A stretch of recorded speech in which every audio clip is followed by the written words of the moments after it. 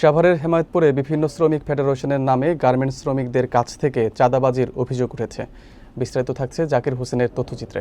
অভিযোগ অনুযায়ী শ্রমিকদের বেতন, বোনাস বা ছাঁটাই সংক্রান্ত জটিলতা দেখা দিলেই কিছু কথিত শ্রমিক নেতা গার্মেন্টস এলাকায় সক্রিয় হয়ে ওঠে। তারা মালিক পক্ষের কিছু অসাধু কর্মচারীর সঙ্গে মিলে মীমাংসার নামে শ্রমিকদের কাছ থেকে টাকা আদায় করে।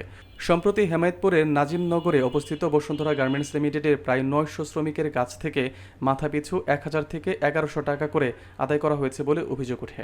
গার্মেন্টসটি কোনো পূর্ব ঘোষণা ছাড়াই হঠাৎ বন্ধ হয়ে যাওয়ার পর শ্রমিকদের বকেয়া বেতন নিয়ে আন্দোলনের সময় এই চাঁদাবাজি হয়।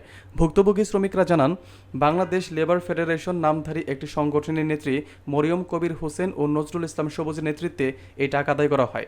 শ্রমিকদের অভিযোগ, এসব সংগঠন আসলে শ্রমিকদের অধিকার আদায়ের নামে লুটপাট চালাচ্ছে। বসুন্ধরা গার্মেন্টস কর্তৃপক্ষ ক্যামেরার সামনে কোনো মন্তব্য করতে রাজি না হলেও এলাকাবাসী ও সচেতন মহল চাঁদাবাজদের বিরুদ্ধে প্রশাসনের দ্রুত হস্তক্ষেপ দাবি করেছেন। পর্বতে গেছি 50 টাকা ভাড়া, ওই থেকে গেছি পল্লনে মনে করেন 80 টাকা ভাড়া। এই টাকা নাকি ফেডারেশন দিচ্ছে? নিজের টাকা দিয়ে গেছি, কোনো ফেডারেশন দেয় নাই।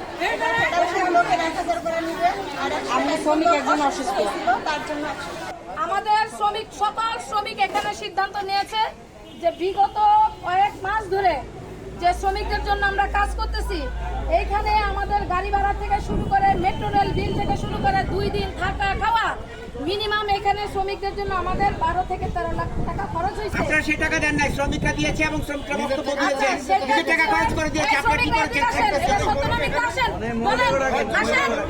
আসেন। কেউ আসবে না, যারা আমাদের কাছে বক্তব্য আছে তো, এগারে বক্তব্য দিছে মেয়েরা, মেয়েদের আমাদের কাছে বক্তব্য দিছে তো, আমাদের কাছে বক্তব্য দিয়েছে। মেয়েরা ওনারা কি বলবে? নাটক করতে আইছেন না? নাটক শুরু হয়েছে এটা, এতদিন পরে একটা নাটক শুরু হয়েছে। আপনি এখানে এসে বলেন উনি